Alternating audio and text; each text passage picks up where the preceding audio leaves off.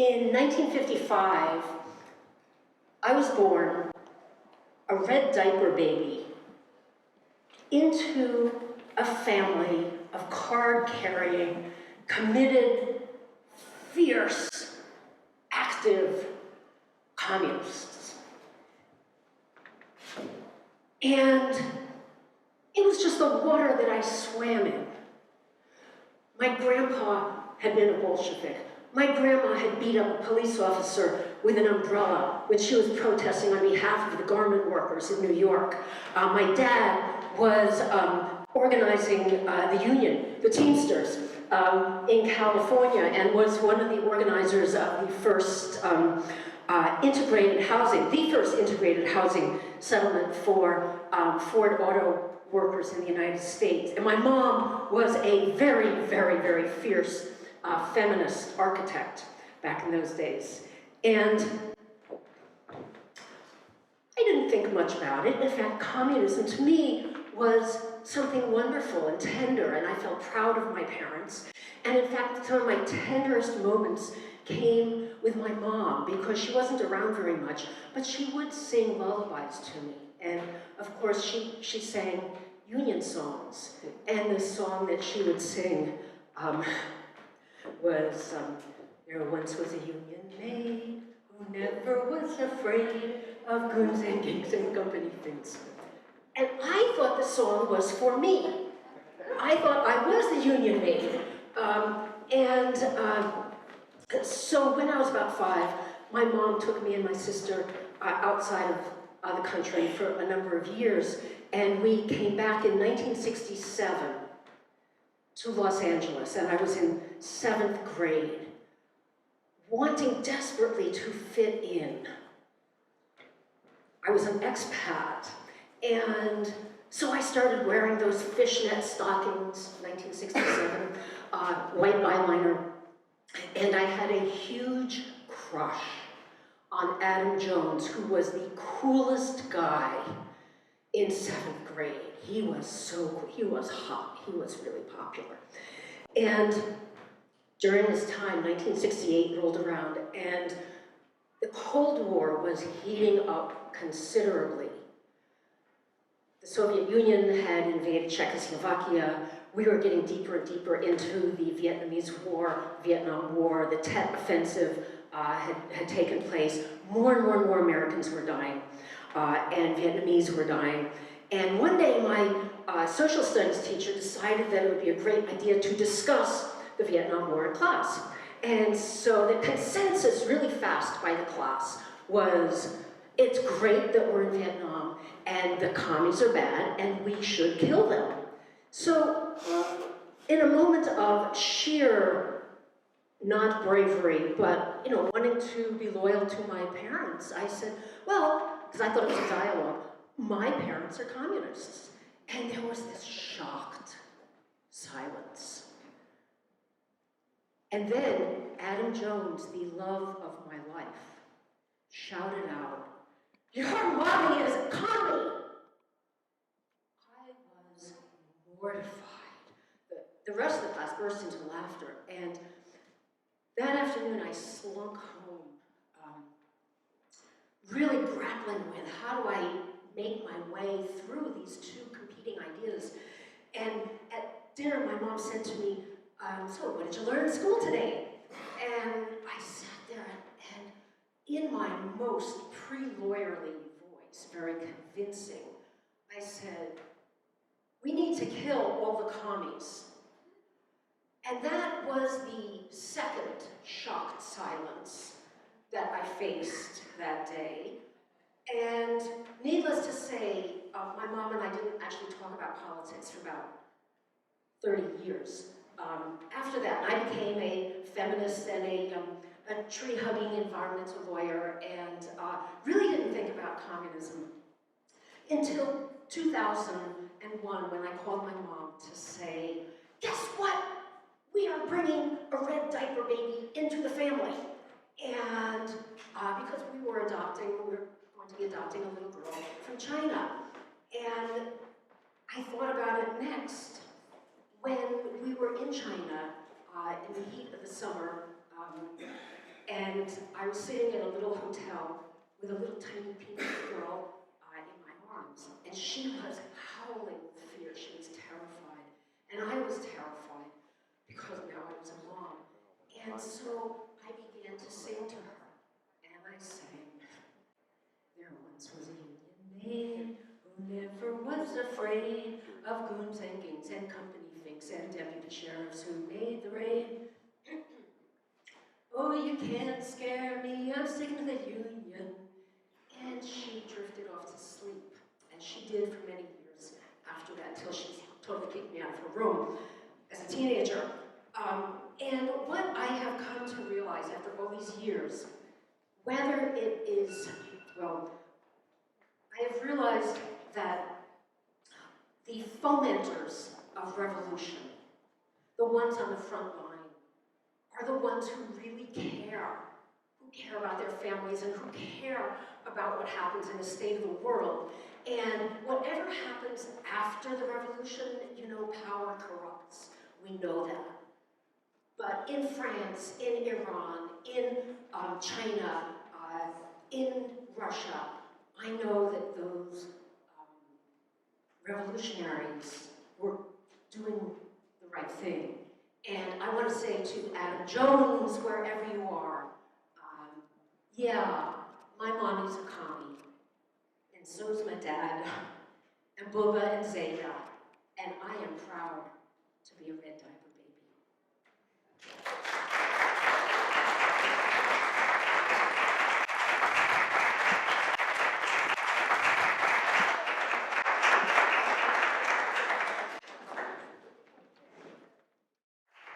Yeah, I'll tell you that, you drink half a case of Gatorade, you get heartburn very badly.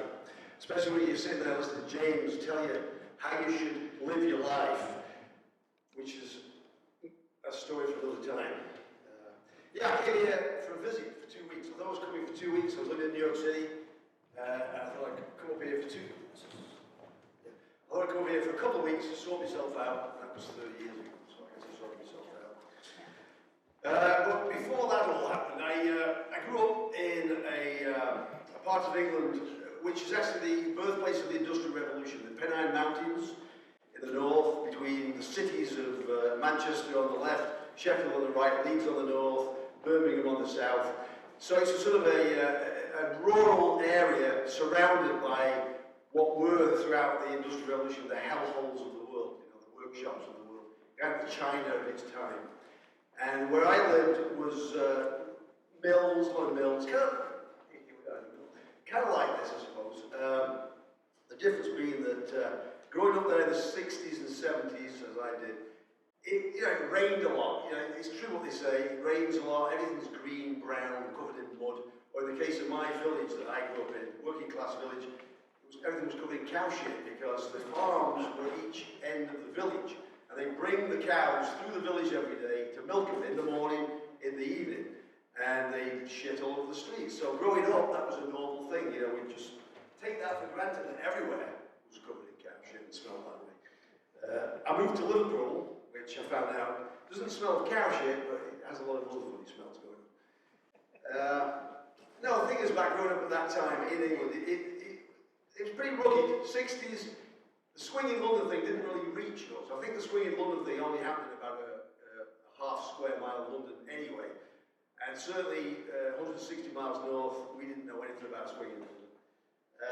But we did get American TV shows. We got The Lone Ranger, we got Champion of the Wonderfalls, we got The Monkees. And I had this bizarre kind of influence on my mind as I was a happy little boy, but I was also miserable and I felt like I wanted more. I felt like there was going to be more than cow shit on the streets and rain every day and you know, that kind of stuff. And so I'd watch these TV shows and I'd be like, I'd get a very bizarre picture of America, which was sort of based upon gingham curtains in episodes of The Lone Ranger or Champion of the Wonderfalls, gingham tablecloths. Everything was gingham, black and white gingham as it was in those days on telly. But something about the gingham really captured my attention. It looked clean and neat. And everything where I grew up seemed messy and dirty and cold and wet. And I thought, that's where I'm going to go. I've got to go to America. America is the answer to all my problems. I get away from the cow shit, I get away from the rain, I get away from the general depression. Because by the time we reached the 70s, England was in a major depression. Our lights used to go out at 9 o'clock at night because there wasn't enough energy to fuel towns. So they had the miners' strike, they had the garbage workers' strike, they had every kind of strike you can imagine, transport strikes. England was not looking that great. By the time I got to Liverpool, all those strikes were in full swing, and again I'm thinking, I gotta get out of here. Of course, at this point, I've learned a lot more about America. I've seen movies, Taxi Driver, Deliverance, and I've also discovered Andy Warhol and everything about New York City and Lou Reed. And so my idea of America was becoming like this giant fuzzball of stuff stuck to it, starting with the Lone Ranger, ending with Andy Warhol. And I didn't give it much thought, except I'd stayed true to my course. I've got to go to America. I should also add that this was topped up on a regular basis by my mum, who had dated GIs during the Second World War, who told her all kinds of wild stories about taking her to Hollywood because she was a singer in the band. I think most of these guys, from what I gleaned later, were probably from Kansas or somewhere, but they told her they were from Hollywood. Anyway, she had all kinds of romantic notions, so add that all together. I'm 19, I'm fed with art school, that's where I was at Liverpool Art School. I got a full ride, as you would call it in America, full ride scholarship. What it really meant in England at that time was, this kid's bloody useless, let's send him to art school instead of putting him on the dole. So I got a free ride to art school. After about a year, I'm bored with it, and I said to my dad, I think I'm going to quit art school. He goes, oh, what the hell are you going to bloody do? I said, well, a mate of mine's been talking about working on these factory ships in the North Sea, the Norwegian factory ships, and you can earn loads of money. And you go out to sea for like 3 months, process the fish, come back, and you get all this money. He goes, oh, how long you think you like that? I said, I don't know, I haven't really thought about it, but loads of money. He goes, well, last time I checked, you don't speak bloody Norwegian, so I think you'll get on a bloody ship full of Norwegians for 3 months out at sea in the winter. He put me off the idea. He said, why don't you take a year off? I took a year off. I worked in the mine that he had worked in, lead mines around where I grew up. I didn't go down the mine, I was working on the surface, but made loads of money, saved it all, came to America, bought a ticket to New York City. I remember my mum and dad taking to Manchester Airport, and I'm getting more and more nervous because the night before we'd been sitting watching Kojak together. And as I drove to Manchester, I'm thinking, why doesn't someone stop me? Why don't they say you shouldn't go? You're too young. I was 19. But I'm thinking, why don't you say you shouldn't go? I don't mind, I wasted money on the ticket. Maybe I shouldn't go. Maybe I shouldn't. I'm watching that Kojak episode last night, the Muggins. I remember a friend of mine in the pub said to me, you going to America? I said, yes. It's a long way to go just to get mugged into it. And I kind of have been ignoring all these signs. So I get to the airport, check in, I'm walking, to the exit part, and I'm thinking, why don't these guys in uniform say, now lad, turn around while you've still got a chance, go back home with your mum and dad. New York City's no place for you. But they didn't, so I flew to New York City. Well, we stopped in Scotland on the way. But remember, we got to New York City, and all of a sudden, it was stacking, because this was January, by the way. I was an idiot. Come to New York City, January of 1977, biggest storm they'd had in God knows how long. We're stacking over New York City, and the captain's voice is saying, Moving we now have to detour to Montreal. Montreal? Screw that. That's bloody French. I don't want to go to bloody... I was getting really pissed off. I've saved all this money, worked in that shitty job, and now we're in bloody Canada, the least romantic of all the countries of the Americas. Why the hell do I want to go there? Anyway, we landed. I remember looking out the window as we were coming down as the snow cleared, seeing these big American cars on the Long Island Expressway. And it suddenly dawned on me that probably every one of those cars, the people in them are carrying guns, and they're probably going to shoot me, one of them. Yeah, the whole sort of, taxi driver and, let's not even talk about Deliverance, was coming back into the head and thinking, maybe we should have gone to Canada after all, I don't know. Anyway, cut long story short, I arrived in New York City, it all worked out pretty well. There's a lot more to it, it's in the book, you have to buy the book. But I will say this, 10 years ago, my little brother said to me, I was back in England, he said, hey kid, I've got to tell you something, I've got to show you something. What it was he's a bit of a brainiac, and he'd done a family history, and he discovered that this guy called Isaac Sheldon, one of the founders of Northampton, is my great-great-great-great-great-granddad, came here in 1640. And I live about 50 yards from Sheldon Field. Go figure.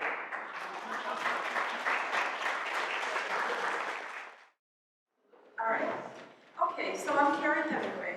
And I too was a different type of baby. And my early childhood in the Bronx and later culture shock moving to the suburbs of Connecticut was about secrets and lies. One secret was I could not tell anyone that my parents were communists in the 30s. But later on, they became disillusioned. My mom became a Democrat, and my dad became an avid Republican. Imagine the talks we had as a teenager as I became an activist, but that's another story. I'm telling you today about secrets and lies and 3 lies a day. So the other secret I had to keep was that my dad was an osteopath. If anyone asked, I had to say he was a doctor, which he was. And that was his shame, but I had to carry that then.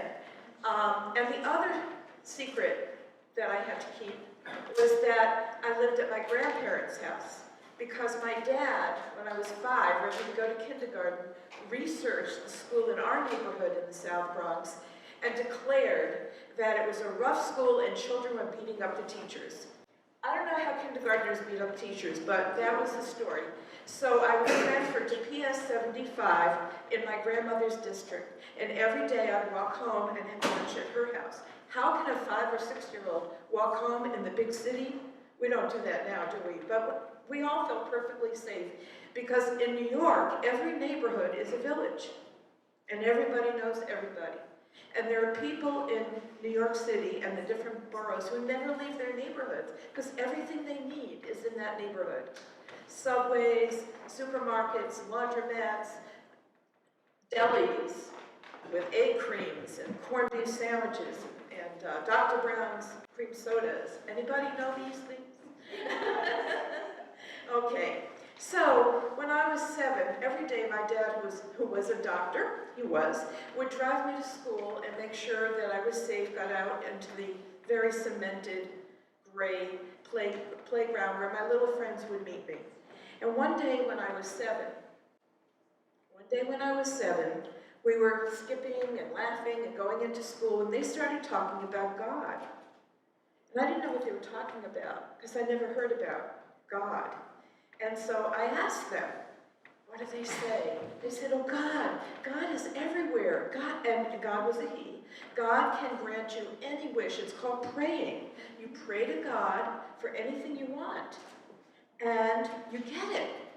And so, and God is everywhere. So I looked around. I didn't see God. I looked here, there, around. And they started giggling and laughing, and they said, no, God's invisible, but everywhere. So we're going into school, and I'm thinking about this, and it's very intriguing to me. Now, my formal name is Carolyn, and so my report cards would always have a note from the teacher every year saying, Carolyn has a vivid imagination. Okay, so what does that mean? I like to tell stories. I like to embellish things. I like to be creative. But that really wasn't accepted in the 1940s in New York City, at least in our circles. And so, thinking about it when I got home that night, I thought, well, I'll pray. They said you can pray to God. So I prayed to God, and I asked God to grant me the ability to tell 3 lies a day. Okay? I wouldn't get punished. By telling a lie, I wasn't lying. You know how children's imaginations can get. And I had a vivid imagination. So I started. Maybe I would explore my mother's dresser drawers to see the mysteries that lay within. Maybe I'd grab some chocolate from the Barton's chocolate box because I was only allowed like 1 chocolate when they passed the box around. My mother would say to me, did you have chocolate? No. Is that true? Yes. So I was caught pretty easily, but I was still determined to do my 3 lies a day. I did it for maybe 2 days. But every time I got caught, because to this day I'm a terrible liar, but I didn't know that then. I found out. But then one day, a little girl from my class was absent many, many days. And everybody was concerned about her. So the teacher one day looked at all of us and said, has anyone seen Maria? And everybody shook their heads no. And when it felt like she was looking right at me, I said, yes, I saw her. And she told me she was never going back to school. She hated school. Now, Maria and her family lived kitty corner across the street on Hoe Avenue from my grandparents. And they sent a truant officer and some other officials to her house. Oy vey. What happened next was I'm called into school and I see my mother's with me, maybe my dad, I can't remember, and all these very official looking people. I was a little kid, so these tall people with big uniforms and serious faces and balding heads and hair. And they say to me, we went to see Maria and she's very sick, seriously sick. I shriveled and shrank right there. I was filled with emotions I had never felt before. I was so scared and I felt so guilty and I was so sorry. But here were all these officials and I thought, I had never been in trouble. I was a well-behaved kid because I was so monitored all the time. I think that's why I wanted my 3 lives, just to have some freedom. And, but this lie, this was the big lie. This was a terrible lie. And what happened next was a sense of my parents, though they were very embarrassed and angry, they still accepted me. And they understood my vivid imagination. They knew that I wasn't someone who normally did that. And so the theme of the story slam today is roots. And I vowed I wouldn't lie anymore, and there sprouted the roots of my integrity, my lifelong integrity, I hope. So that was that. And now I'm a little older, I'm 9½, we moved to the suburbs of New Haven. Culture shock, like you would believe. Culture shock. But that's another story. Thank you.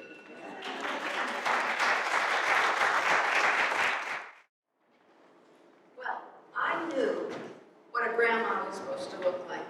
She's supposed to be short and round and have white hair and look very, very sweet, something like a donut that's been rolled in confectionery sugar. But my grandma was tall and thin and bony and proud. And when you sat on her lap, you felt like you were sitting on a pile of wood. And you only sat in her lap if it was crowded in the back seat of the car. She wasn't grabbing you to sit on her lap otherwise. My brother and I were very proud of her. When we would walk down the street with her, we would notice men huck and spit. And we would notice Grandma could huck and spit further than anyone of them. And I would try as hard as I could to emulate her, and it dribbled down my chin. But every single Friday, my father would pick Grandma up because it was Shabbos, and she came for our Shabbos dinner. And before dinner, she would always play cards with us, and Grandma was really like a card shark. She would shuffle the cards, she would make beautiful arcs, and then she would deal, and it would be so fast, and my hands like this, I would watch in amazement, how did she do it? And then I would put my cards in my hand, and always invariably 1 or 2 would show and fall, and I'd put them back in, and we would play round after round after round. And Grandma would always win, and Michael would come in second, and I would lose. I would lose and lose and lose. And she wasn't anything like the sweet Grandma rolled in confectionery sugar. She never lost once. So I went into the kitchen that day because I couldn't stop crying, and my father was reading the paper. And when he was reading the paper, you didn't say anything. But I stood there. And finally, he noticed me and he said, "Sally, what do you want?" And I said, "Grandma's so mean. I really hate her. She never will let a little girl win. She never will let me win at cards." And he said, "Sally, sit down. Have I ever told you about your grandmother and the Schwarze cholera?" Well, I was intrigued. When my father told a story, I was excited. He was a wonderful storyteller. So I sat down and he said, the Schwarze Cholera means the Black Plague. And when your grandma was a little girl, she was one of many children. There were 10 in her family, and she was the baby. And the Black Plague came to Vladivostok, Russia, in the fall. And all her brothers and sisters died except for her. And her mother died. There was no one left but her father and her, your great-grandfather. And little Sarah began to shrivel and shuckle, which means shake. And she developed a palsy, and she shook, and she couldn't eat. And your great-grandfather said, God, am I to lose them all? And then the snows came, and it was very, very cold. Vladivostok doesn't even have light in the winter. Maybe 2 hours a day the sun will shine. And he didn't know what to do, so he wrapped her up in blankets, and he put her in the drushka, which was a horse-drawn sleigh, and they went out. It was very, very dangerous to go out in the sleigh in the winter, because if more snow came, your sleigh could be snowed in. And if it couldn't move, the wolves would come to eat the horses. And then the people inside, even if the doors were closely closed, would freeze to death and not be found to the spring. But he had to save his daughter. So he went out, and she remembered, he said, beginning to smell a strange smell, which was smoky and sweet. And she was coughing, and he didn't know where he was taking her. And then he could see there were logs piled one on top of the other. In the other direction were bodies frozen from the plague. And then more logs and more bodies. And kerosene had been put on them. And they were flaring up into the dark sky. And she could feel the heat, and she became even more afraid. And then he took her out of the drushka with it, and he went over to the rabbi. And he said, Rabbi, with his long payas, I cannot help my daughter. She will not stop shuckling. She will not stop shake. What shall we do? And the rabbi looked. And he pulled out of his pocket a small leather pouch with a string. And he took it and he picked up some ashes. And he put it in. And he tightened it. And he put it around little Sorola's neck. And he said, in this bag is your mother's ashes. If you shuckle, if you shake, she will not rest in heaven. And Grandma pulled herself together with all her might, because she wanted her mother to rest and be at peace. And she had her with her. And with that, she stopped shuckling. Well, your grandmother lived through the pogroms. She lived through the German detention camp. She came and lived in America in one room using a bathtub as her refrigerator. She didn't lose to anything, so she's certainly not going to lose to a little girl like you. Go play some cots.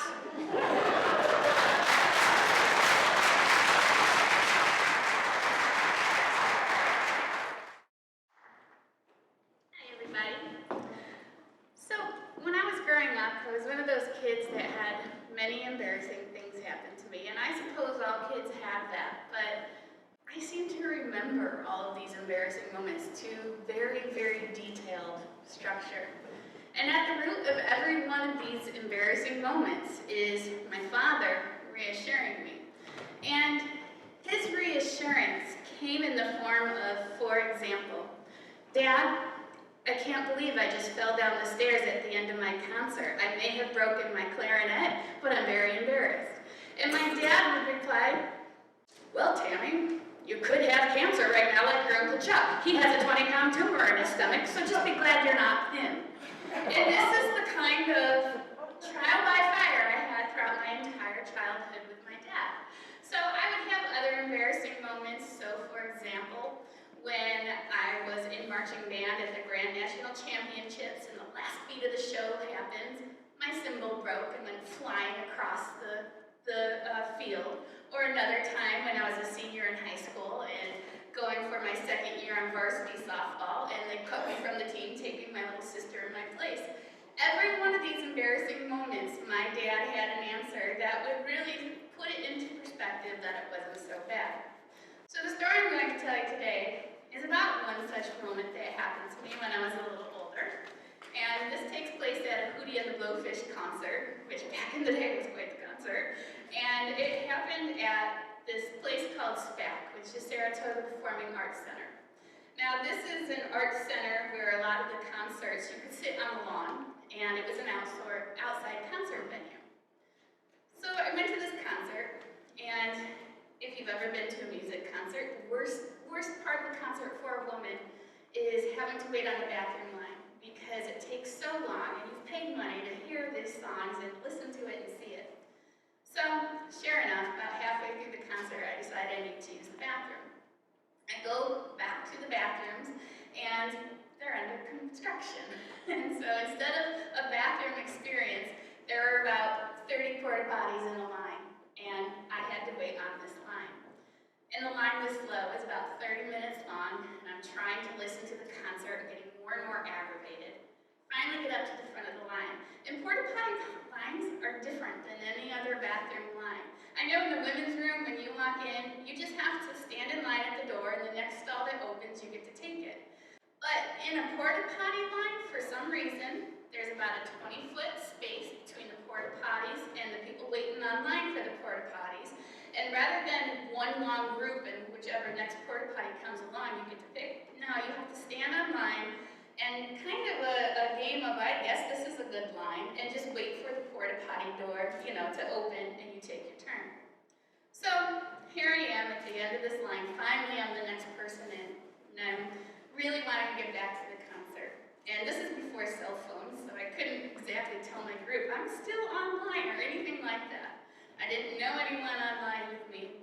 And I get into the porta potty. Finally, I turn around, I go to close and lock the door, and I've got the porta potty with no lock.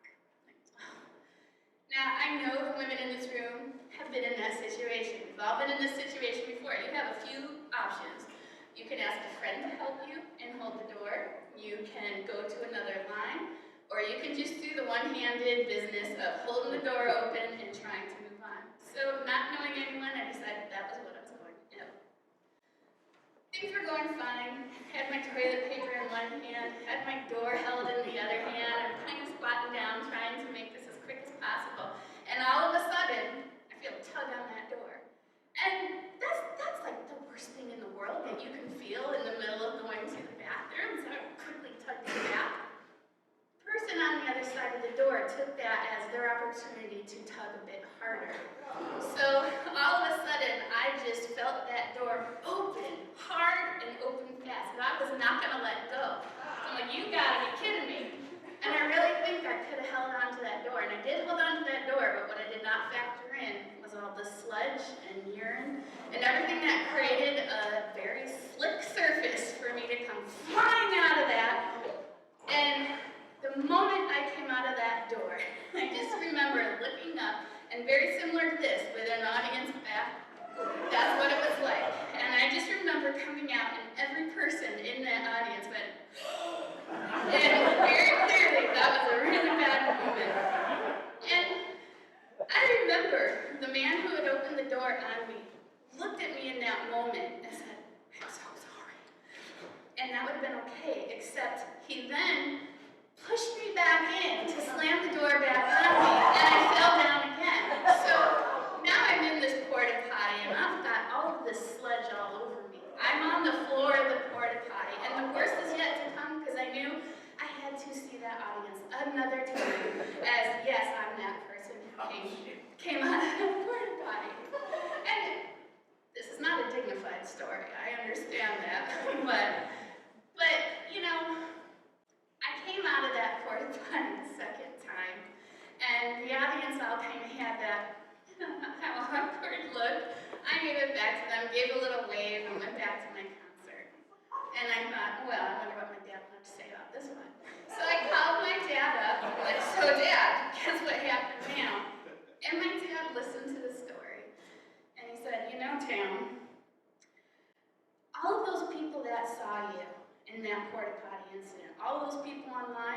yeah, I know. He goes, think of it this way, none of them will ever have as bad of an experience as you. And you are the person who has provided them with that moment of, well, at least it's not as bad as what she just Thank you.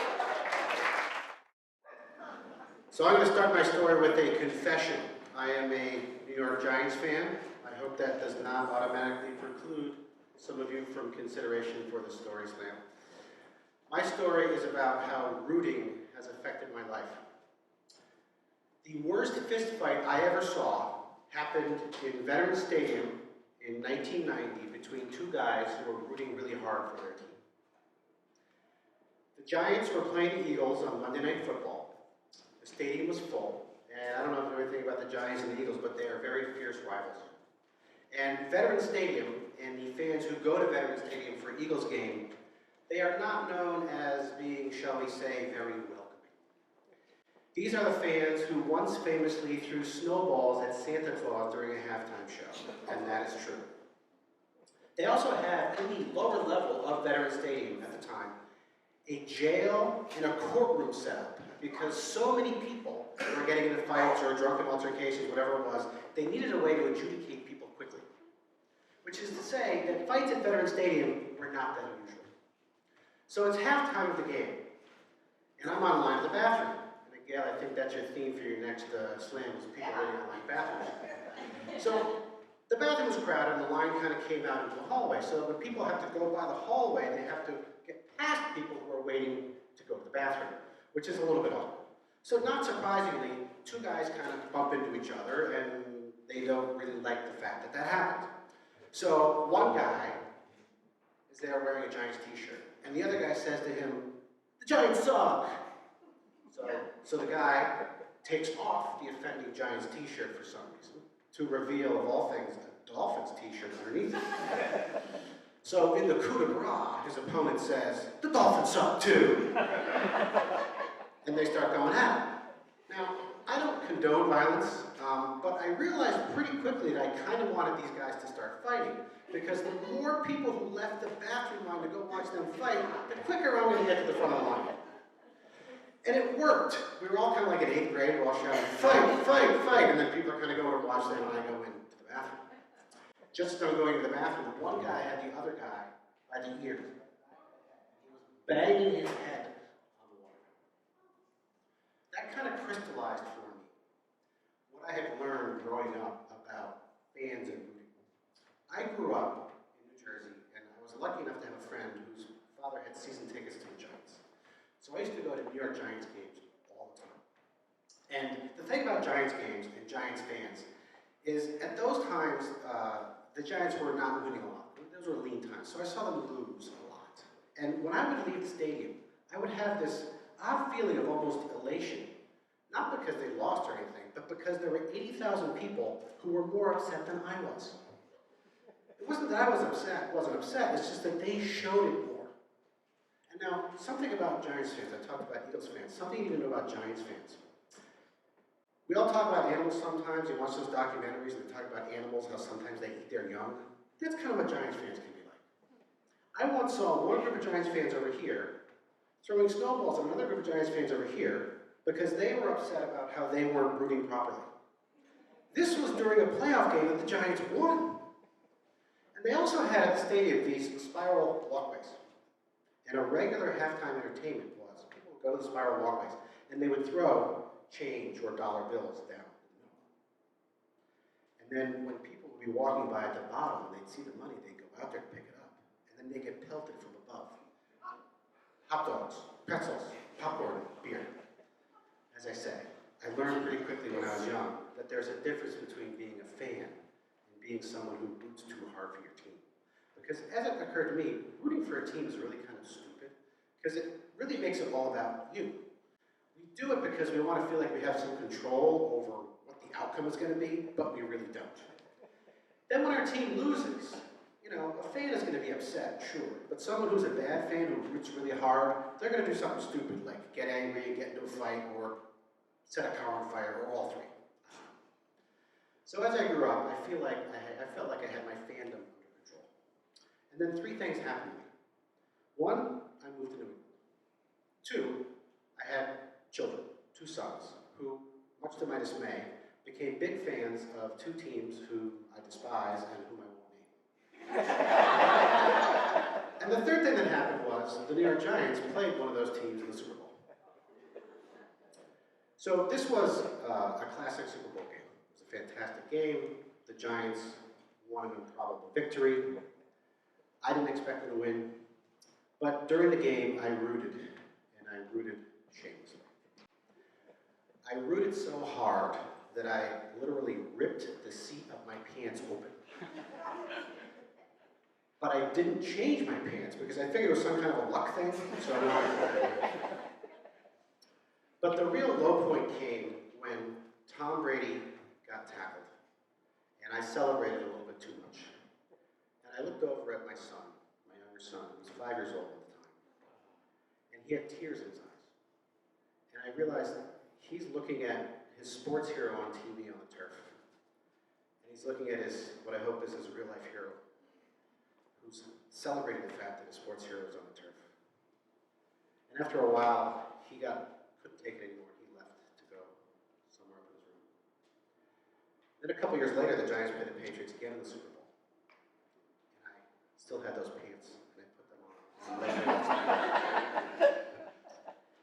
And then I find out that both of my sons had made their own arrangements with my neighbor to go watch with them. They didn't want to watch with me. And what is it, I was wondering, what is it that makes us get so insane about supporting a team? And I think it's something deep within us.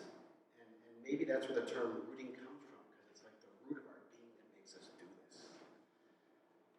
But I now have rules for myself. And I won't wear team apparel. And I won't paint my face.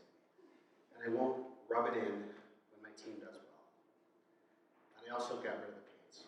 I actually let my son do that. I let him throw them away.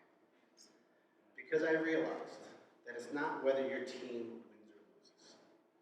It's who you want to be and who you want to be with when the game is over. Thank you very much. So my name actually is Irini Kolona. Irini Kolona. I'm Greek. My grandparents were all born in the same village, in the same island. It's Chios, and Chios has been in the news lately. Chios is one of the 2 islands that the Syrian refugees are coming into.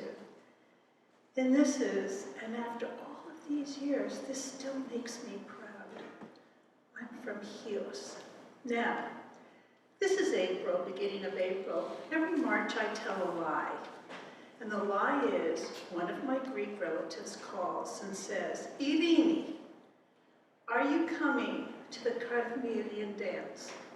Now, Karamila is the capital of Chios. And every March, since I can remember, and it's a lot of remembering, the Carmelian dance, all of the Carmelians, not from the other villages on the island, all of the Carmelians who live in New York or in its environs come together. Now, when I was a little girl, 400 people, I understand there are thousands. Irini, are you coming to the Carmelian dance? And every year I say, oops, I have something to do. Oops, I'll fall and break my leg that day. I never go. But here's how it happened. And this is a story of assimilation. When I was really little, when I lived in New York, my grandmother lived in Astoria. All of the signs were Greek. You know, the storefronts were Greek, the movies were Greek, the newspapers were Greek. And you shopped like you do in Greek. You didn't go to big supermarkets. You went to the Greek butcher, you went to the Greek greengrocer, you went to the Greek bakery, and every day you shopped. You did that kind of shopping. And then my father decided to move to Massachusetts. I had 2 yayas, 2 grandmothers. My mother's grandmother, Little Yaya, let's call her. Little Yaya was sophisticated. Little Yaya sewed furs in the garment district. She sewed the lining in the furs, and she was a shop steward. She could actually speak some English. She rode the subway by herself. She was a pretty independent woman. My other yaya never spoke any English, professed never to understand any English, and was ultra protective, and that's the one I'm named after. Her name is Irini, also. By the way, there are like 4 Irinis. So that grandmother, when we moved to Massachusetts, came with us at the beginning, and she would flutter around me, you know, because there was dirt outside this house. They moved to this little freestanding house, the kind of place when you're a little kid who's grown up in apartment buildings, you know, it's just shocking. I ran in the house and I jumped on the floor because for the first time in my life, I was around 4, heading for 5. There was no one downstairs. That was thrilling. So one day, my mother and father, I don't know where they were, but Yaya got me ready to go outside and play, because we could see these kids playing right over there in dirt. You know, and that just wasn't something I saw very often, in dirt. So she very carefully ironed my underpants. She ironed my t-shirt. She ironed my starched white pinafore. She tied this bow just right, just perfectly in back. And they all had hands like this, like I have, very arthritic hands. And so every gesture was very deliberate and careful. And the tying of the bow was very deliberate and careful and so perfect. I was so excited. Now, these kids were wearing clothes I had never seen. They were wearing jeans and flannel shirts. I had never seen that. So, Yaya opened the door, I walked out, and I went over, and I said, Kalimera. And they looked at me, and this little Greek voice said, can I play in Greek?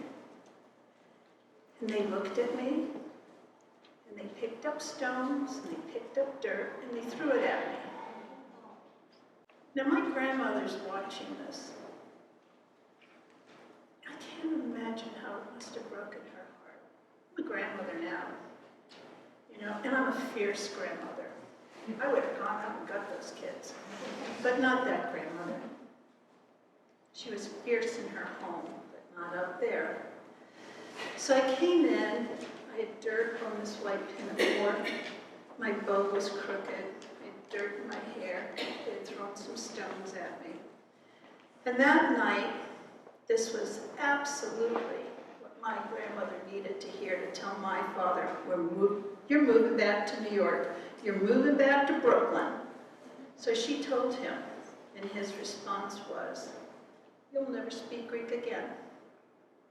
You will never speak Greek again to me. And every time I spoke Greek, it was all hell to pay. I learned English really fast. So, I want to fast forward to when I'm like, about 9 or 10, and you know, one of the unfortunate things that happens to the women in my family as we age, the melatonin leaves our body, but I have really dark eyes. I still have black eyebrows, and I have really black hair, and I was really dark-skinned. And so I was like 9 or 10. All I ever wanted to do was have an American Thanksgiving. You know, in school, you make those turkeys, you cut them out, and they're like this, and the pilgrims wear hats, and, you know, what am I doing? This all looks very exotic to me. So every Thanksgiving, though, we went to Brooklyn, and upstairs in this little kitchen, all this food poured out. Upstairs were the women. So the women who were about their 20s, 30s, 40s, they were in the kitchen. The women who were in their 60s, 70s, and 80s sat at the long dining room table with long sheets of homemade phyllo. You know how thin phyllo is? They'd make it. Okay, Brad.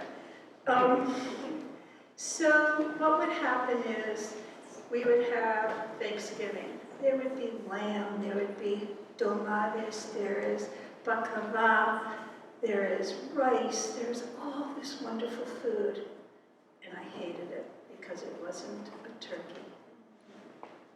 So, my first Thanksgiving, my mother made, first real Thanksgiving, made a turkey. And then the other thing I learned about picking a turkey is you have leftovers, like you have these turkey sandwiches. I learned all this at school, I knew this. So turkey sandwiches. So my mother by this time had had a few strokes and was a bit dotty. And we went to go make turkey sandwiches for leftovers. She misplaced the turkey and could not find it anywhere. And that's my first Thanksgiving.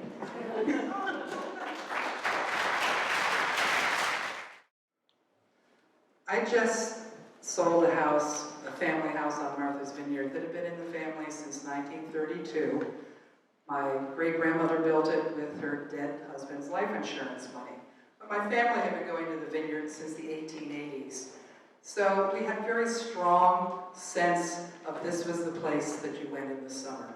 There were stories of clam bakes on the beaches with all the men back in the 1880s.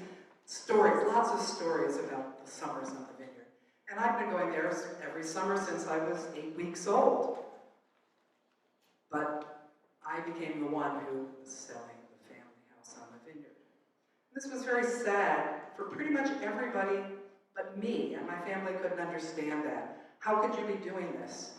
I said, well, for the last 20 years, I've been the one having to make sure that things happened, that we could go there, that we rented it because it was very expensive to maintain. And I was getting tired of it, and I said, are any of you willing to take this over? Do any of you have the money to take it over? And the reality was no, because they all had young kids, and it just wasn't going to happen. And none of us spent any more than a week, maybe 2 weeks if you were lucky, for the whole year. But my summers there as a kid, it was that classic idyllic place. You'd go, and there were lots of kids my own age, and this little neighborhood that the house was in, everybody was either related or knew one another back to the 1880s. Those families had known one another, some had been married, cousins marrying cousins, and that kind of thing, but it was pretty incestuous. But the summers were fabulous because there was at least 15, 20 kids, in a broad range of ages.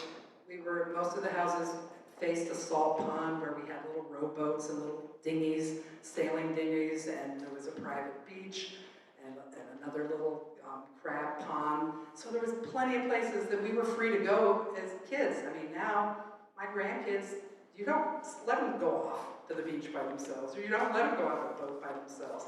Everybody's really afraid. This was idyllic growing up.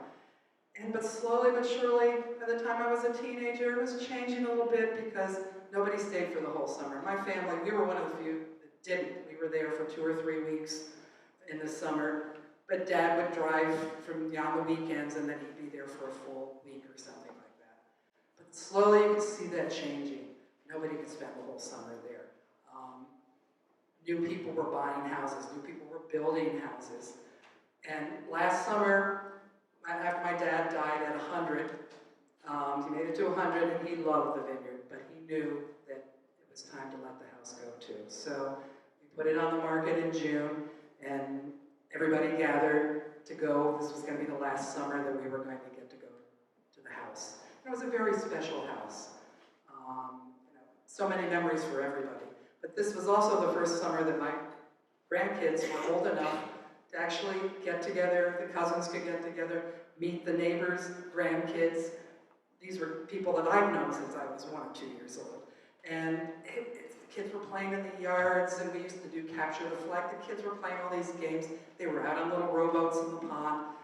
And I just, I'm not a very melancholic or sentimental person, which most of my kids would attest to. They get very upset with me. You don't care. You're selling this from underneath us, and can't we do anything about it? And I said, no, we've talked about this, we can't. But I must admit, I was very sad for my grandkids more than anything else, that they weren't going to get to experience it. But at the same time, I realized that that world was gone. You know, that wasn't ever going to be the same, and that we all had to let go. Well, I spent all last month 3 separate trips going through the attic in the house where everybody had been storing things since 1932, including things like kitchen cabinets that were removed. And why would you put an old kitchen cabinet up in the attic? Papers from both my dad and my uncle, and they never threw away a piece of paper. My dad had receipts from every car he ever owned. My uncle had letters. He was a pretty well-known artist, from people who had bought his paintings. And so the place was packed with stuff, including all his wood blocks cuts, the actual wood blocks that he used. 2 dumpsters full, the neighborhood's coming in dumpster diving, and everybody's, you're throwing that away. And I said, I don't have any space for any of this stuff, I'm sorry. And I've always been a thrower-outer, but I gotta tell you, it was tough throwing out all this family stuff. And I was glad only one of my sons actually came to kind of help, because the rest couldn't handle it, my brother couldn't handle it. And we closed on that house on the 31st of March, and I thought it was going to feel like this weight lifted off of me. And it did in a way, but at the same time, I had been telling myself all along, it's time to establish new things for the family, new experiences. Give them something that would be like my childhood, remember. But at the same time, I know that's not realistic. It's just a different world. Nobody has the time. The kids are different, what they can do is different. And so I'm sad that my roots won't be repeated by my kids. But again, hopeful that somehow they will have experiences that they can relate to their family and something to give to them. That's it. So the first time I ever met Beth, or ever saw Beth actually, was in the basement of our engineering buildings, in the basement lab, a lab we affectionately called it, because it was in the basement, the root cellar. And this was back in like 1995. And she was with her lab partners doing the lab for that week. And just for ha-has, they decided to wear the maximum amount of personal protective equipment, safety equipment that they could, just for fun. And she was wearing, she's a very, very tiny person. Not tiny, but small and all that. And she was wearing coveralls, like these green coveralls that were huge, like 3 times the size that she needed. So she was rolling up with the arms and the legs in order to make it fit. She was wearing the safety goggles that you wear in high school chemistry, the big rubbery ones, but it was like way too big for her head. And she wore like gigantic welding gloves. They're like everything way too big. And you know, how could you not fall in love with her at that point, right? You know, and you know, the problem was, even though now it's pretty obvious that I'm a suave, sophisticated, social kind of guy, but back then I wasn't. And I couldn't tell her how much I felt. And I just like, you know, followed her around a little bit, tried to get in the same classes as her, and my friends would tell me, Chris, you gotta tell her, you just gotta ask her out. And I was like, tomorrow. And, well, we ended up in the same class one day, and it was a project that we had, you know, a semester-long project we had to do. And I've heard that Beth is going to be, she's really interested in wind turbines. So quite naturally, I was very much into wind turbines. And so we ended up on the same project together. Awesome, because it's like every week we'd be working together in the student office on our project, and we so close and all that, and still I couldn't find the courage to talk to her about how I felt. And semester goes on and on and on. I tell everyone else, I just don't tell her, right? Well, one day we're on the phone, I'm at home, and I share an apartment with my mom, and she calls me home to discuss when we're going to meet up that week, next time for the project.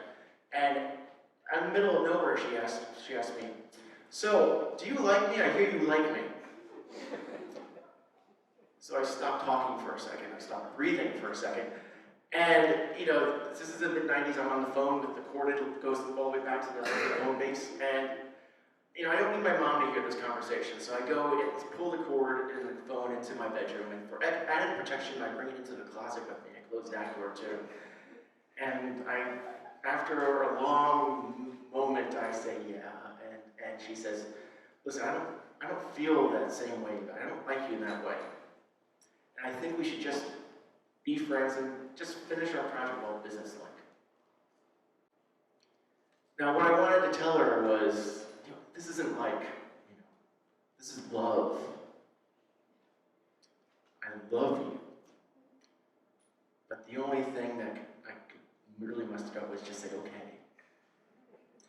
And then Beth asks me, are you in a closet? It sounds like you're in a closet. And I quickly end that conversation and we hang up. And back in my bedroom, I collapse into my bed. I'm heartbroken, really heartbroken. And this isn't the first time something like this happened. There's been many, many other young women that I've wanted to tell how I feel. I haven't. Doris, Jen, Effie, on and on. And I said, and as I'm thinking about it, I'm feeling sorry for myself. And then I said, you know what? I'm a man now. 22 years old. It's time for me to stand up for and actually say what I have to say and let myself be heard. So I decided, well, if I can't tell Beth in person, I can't tell her right next door in the office, and I can't tell her on the phone. Darn, I'm gonna write a letter. And so I write this letter. It's a very simple letter. It's like, I basically said, I hear what you said, and I respect that. But you see, this isn't like this is love. And I'm willing to risk our friendship and see where that goes. Very, very simple letter, right? I wrote that out on 8 sheets of paper, both double-sided. And I put page numbers in circles on the upper right-hand corner so she couldn't get lost. And when I'm done with this, I put my name on it, and I'm looking at this, and I'm so proud of myself that I finally did. And I put my name on it too, right? She's not gonna know who it's from. And the very next morning, as soon as I get to school, I put it into her student mailbox and I go off to classes. It's like 4 hours of morning classes, because it's engineering.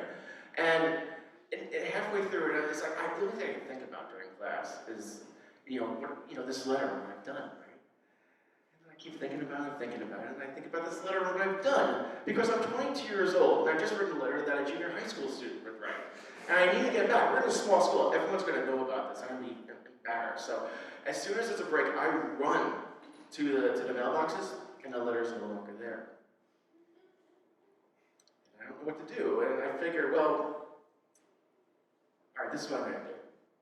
I'm going to pretend like it never happened. And we're going to meet in the office, and I'm just going to work. It's all we've got business, just like she said, business. And nothing's going to happen. We're all going to forget about it.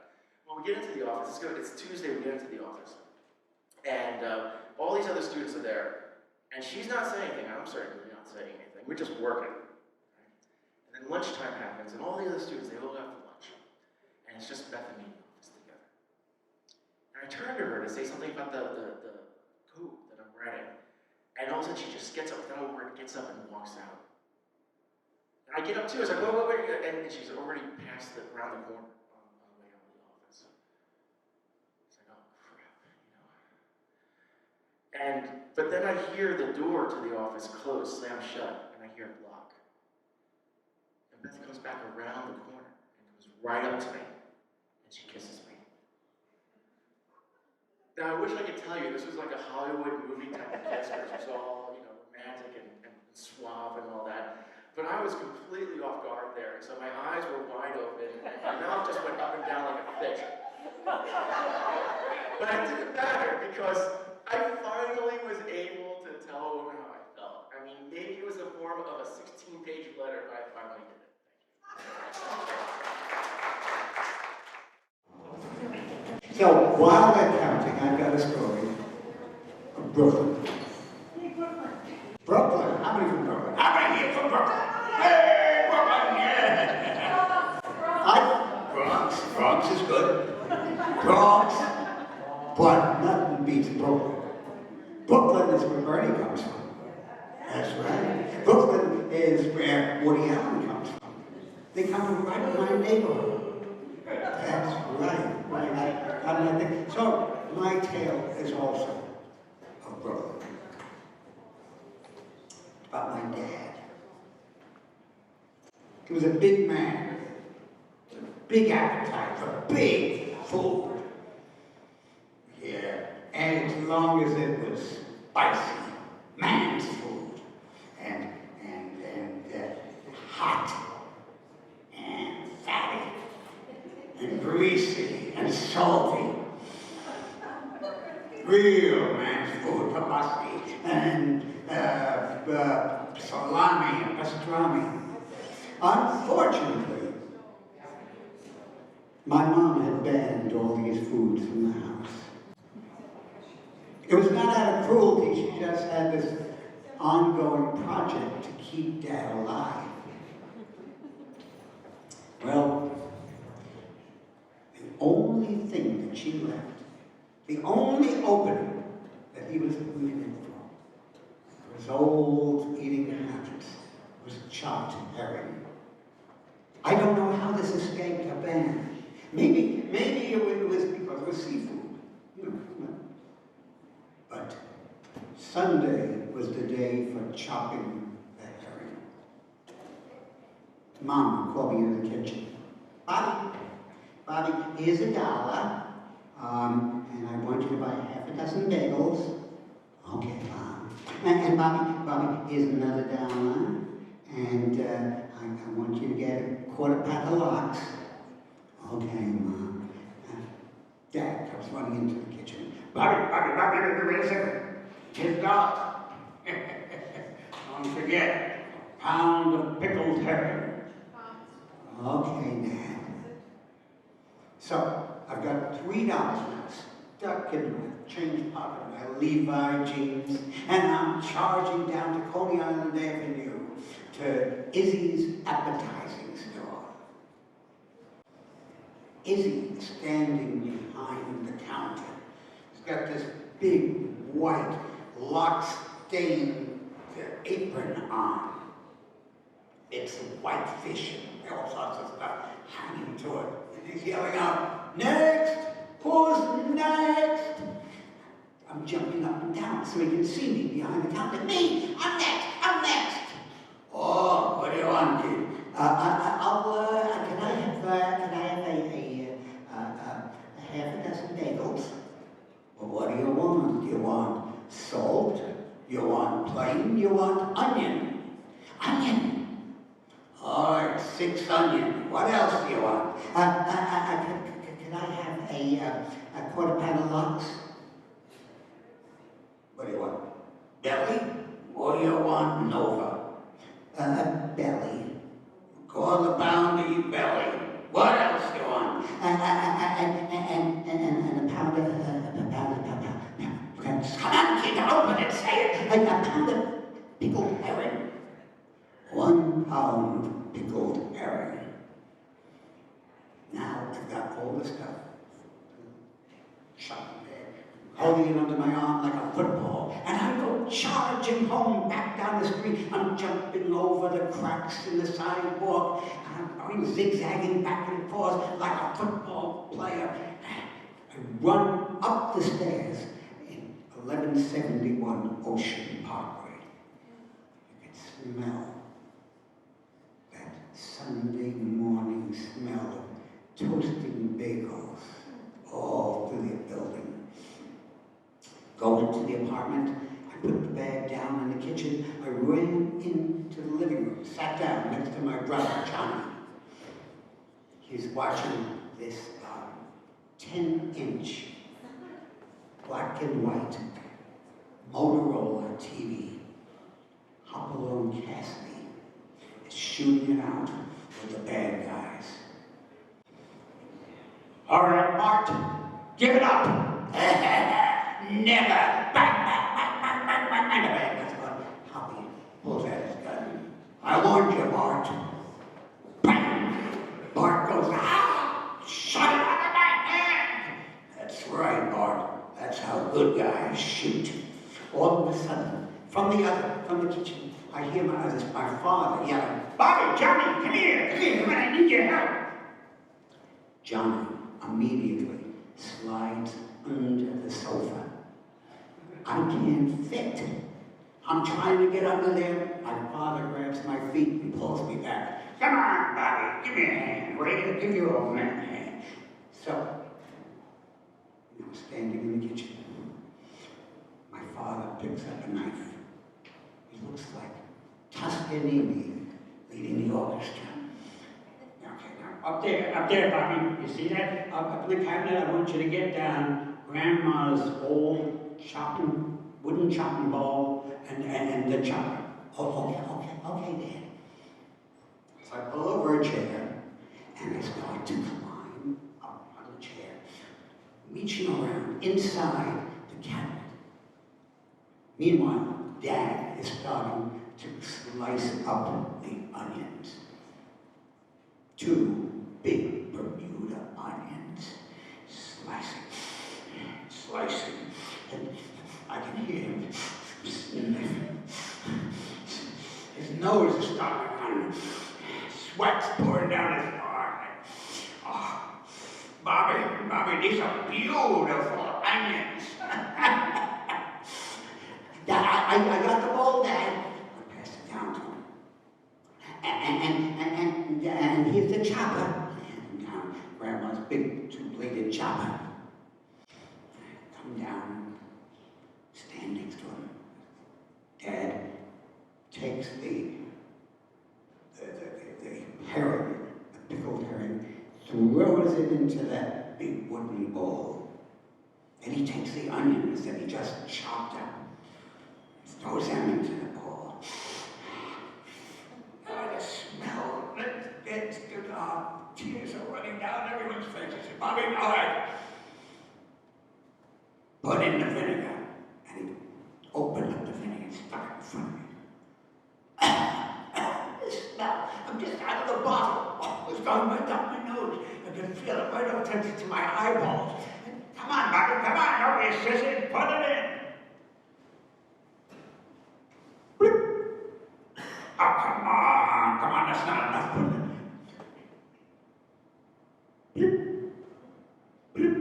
Oh, for crying out loud, Bobby, come here. This is how you put in vinegar. And he grabbed the bottle out of me, empties the whole bottle into the thing. Close it up. All right. You ready, Bobby? And he starts to chop. And he chops. And he chops, and the sweat's pouring down his face. And his nose is running. His eyeballs have turned completely red. Oh, he's beautiful. And he chops, and he chops, and he chops. And finally, this call goes through the whole apartment. Breakfast! Look, John and my brother, my mother, they come into the room. My father's standing at the head of the table.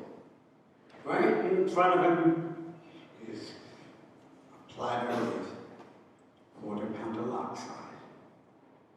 And there is a bowl full of bagels. And then there is a huge bowl standing right in front of Dad. It's kind of shimmers.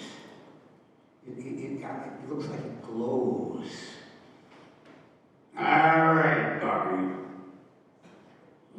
Everybody, let's eat. And we all sit down. Well, my mother, my brother, they immediately grab for the 2 pieces of lox. Dad, though, I'm watching him.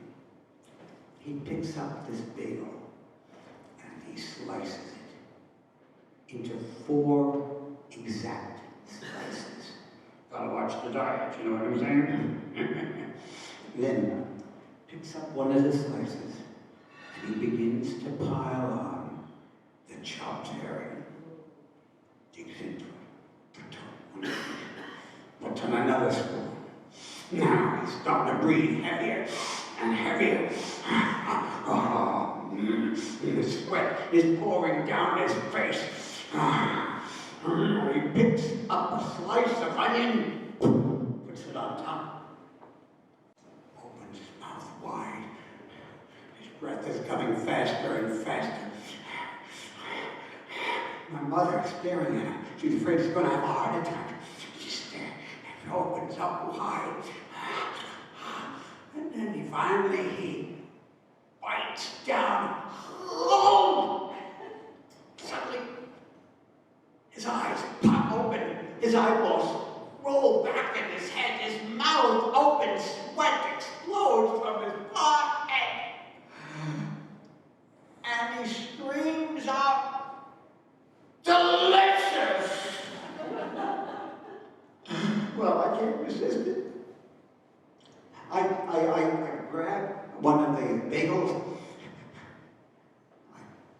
slice it, and I put on a tiny bit of chopped herring. Just all the way around. I gotta try this. I open my mouth. This is it. And I take a bite.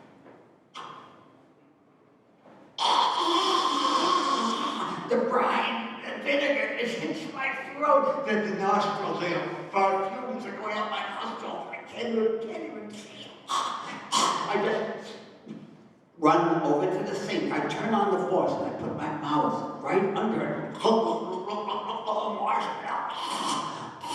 Nobody notices. My mother, my brother, they're just helping themselves to a piece of lox. Dad, he's slathering up another bagel and put an onion on top. Well, that was many, many years ago. But things have remained.